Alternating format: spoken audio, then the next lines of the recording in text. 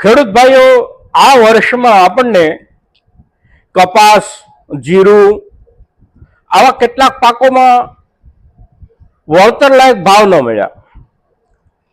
એકંદર ખેડૂત આ પાકમાં નુકસાનીમાં રહ્યો. આ વર્ષમાં કેટલાક પાકમાં વળતર લાયક ભાવ, સામાન્ય વળતર લાયક ભાવ આપણને મળ્યા, જેમ કે તલ છે, મગફળી છે, એરંડા છે, શેરડી છે, અને કેટલાક પાકોમાં લાભકારી ભાવ કે જેના પર ખેડૂતને થોડું વિશેષ વળતર મળ્યું હોય એવા જે કોઈ પાકો છે એ પૈકીના ઘઉં, ચણા, તુવેર આ જે પાકો છે એમાં આપણને ખેડૂતને લાભદાયક ભાવ મળ્યા. પણ અત્યારે બજારની જે સ્થિતિ ઊભી થઈ છે એ સ્થિતિ એનો જે વાપરનાર વર્ગ છે એના પર બહુ વિપરીત અસર એની થઈ રહી છે.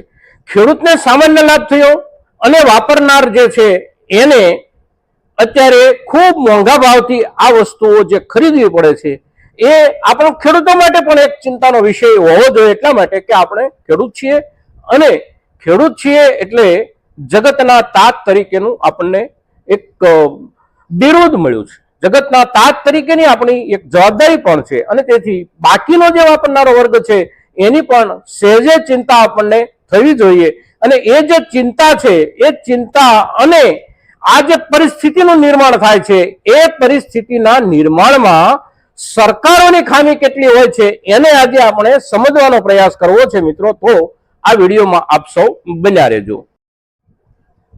નમસ્કાર ખેડૂત મિત્રો, જય કિસાન, જય ભારત. ખેડૂત ભાઈઓ, આપણે સૌ જાણીએ છીએ કે આ વર્ષમાં કેટલીક ચીજોના ભાવમાં આપણને લાભકારી મૂલ્ય મળ્યું. બજારમાં આપણે જે માલ પહોંચાડ્યો એ માલ વેપારીઓના ગોડાઉનો સુધી, એના ઉદ્યોગો સાથે જોડાયેલા લોકોના પ્રોસેસિંગ યુનિટો સુધી એ માલ પહોંચ્યો.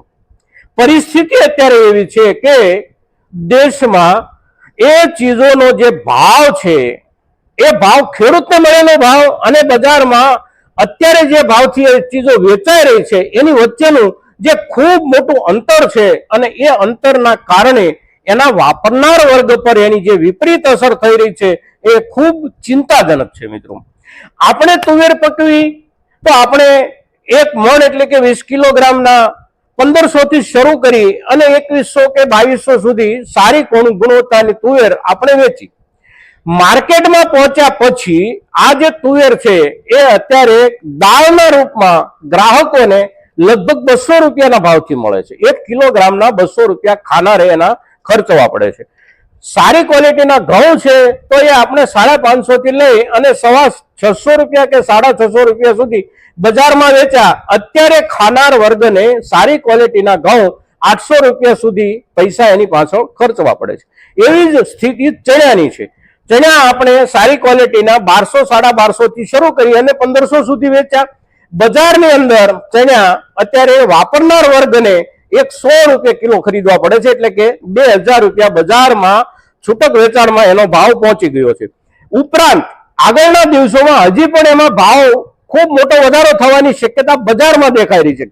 ખેડૂતનો માલ ખેડૂતની પાસેથી ખૂટી ગયો. હવે બજારમાં જે લોકો છે, જે વેપારીઓ છે, જે લોકો સંગ્રહ કરી શકે છે, સંગ્રહ કરી અને લાંબા સમય એનું વેચાણ કરવા માંગે છે એવા લોકોની પાસે અત્યારે માલ એકઠો થયો છે અને એ લોકો ધીમે ધીમે પોતપોતાની અનુકૂળતા પ્રમાણે માલનું વેચાણ કરશે. પણ આ જે 3-4 ચીજો છે એની બજારની અંદર ખૂબ મોટી જરૂરિયાત છે. ઘઉં છે એ દરરોજની ખાદ્ય ચીજ છે, ચણા દરરોજની ખાદ્ય ચીજ છે અને તુવેર એ દરરોજની ખાદ્ય ચીજ છે. દરેક રસોડાની જરૂરિયાત છે અને સામાન્ય વર્ગ જે છે સમાજનો એના ઉપર એના ભાવનો જે ખૂબ મોટો બોજો પડી રહ્યો છે એ બોજાની પાછળ ખેડૂત જવાબદાર નથી પણ એની પાછળ બજાર જવાબદાર છે. અને બજાર જે એનો લાભ ઉઠાવી શકે છે, બજાર એનો જે ગેરલાભ ઉઠાવી શકે છે એની પાછળ સંપૂર્ણપણે સરકાર જવાબદાર છે.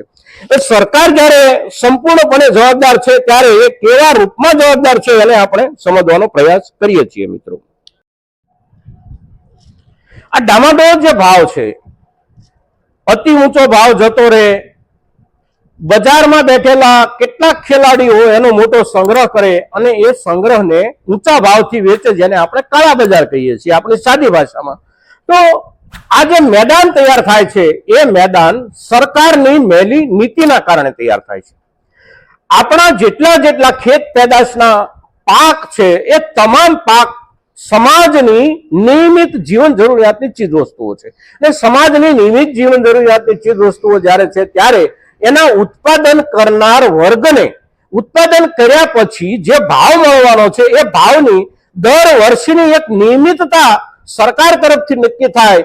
તો એક વર્ષે અધિક ઉત્પાદન, એક વર્ષે ઓછું ઉત્પાદન, એક વર્ષે ખૂબ ઓછું ઉત્પાદન તો એક વર્ષે ખૂબ વધારે ઉત્પાદન, આવી પરિસ્થિતિથી દેશ બચી જાય, આવી પરિસ્થિતિથી ખેડૂત બચી જાય અને વાપરનાર વર્ગ પણ આવી પરિસ્થિતિ બચી જાય. મિત્રો, સરકાર હજી પણ આ સંજોગોમાં આટલી તકલીફો સમાજ વેઠે છે અને સરકારને પણ ક્યાંક ને ક્યાંકથી મોટા ભાગે કોઈને કોઈ ચીજમાં દર વર્ષે ખૂબ ચિંતાઓનો સામનો કરવો પડતો હોવા છતાં પણ સરકાર ભાવો સંબંધી જે નીતિઓ, જેનું એક સ્વરૂપ હોય, એક માળખું હોય અને દર વર્ષે એમાં એક નિયમિત વધારાનું ધોરણ દાખલ થયેલું હોય અને એને કાયદાનું સ્વરૂપ મળેલું હોય, આવા જો સંજોગો સરકાર તરફથી નિર્માણ કરવામાં આવે તો ખેડૂત એક ખાતરી સાથે દર વર્ષે વાવેતર કરે અને ખાતરી સાથે વાવેતર કરવાની અનુકૂળતા હોવાના કારણે ખેડૂત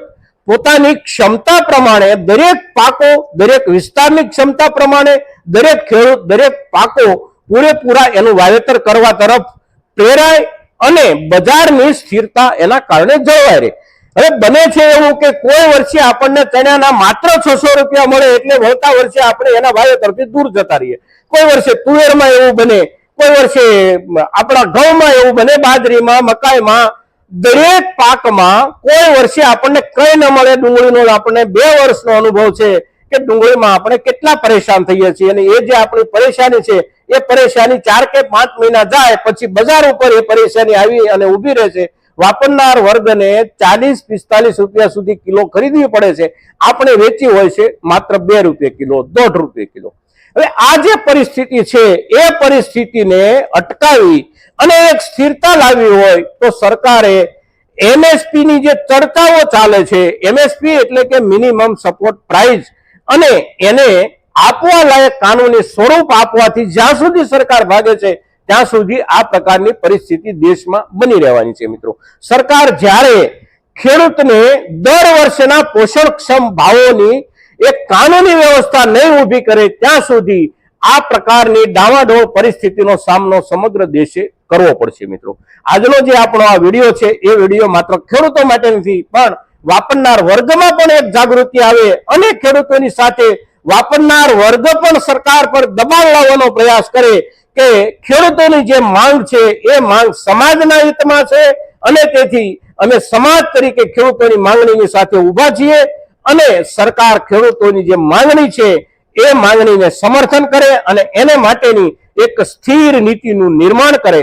જે સ્થિર નીતિ અને એ નીતિના આધારે અમને પણ બજારમાંથી સમયે નિયમિત ભાવથી ચીજ વસ્તુઓ ઉપલબ્ધ થતી રહે અને એટલા માટે અમે પણ ખેડૂતોની સાથે છીએ એવો સમાજમાંથી પણ એક અવાજ ઉભો થાય. એટલા માટે આજનો આપણો આ જે વિડીયો છે એ માત્ર ખેડૂતો સુધી મર્યાદિત નથી પણ સમાજના તમામ વર્ગ સુધી આપણો આ વિડીયો પહોંચે એવા આપ સૌના તરફથી પ્રયાસો થાય એવી અપેક્ષા સાથે જય કિસાન, જય ભારત.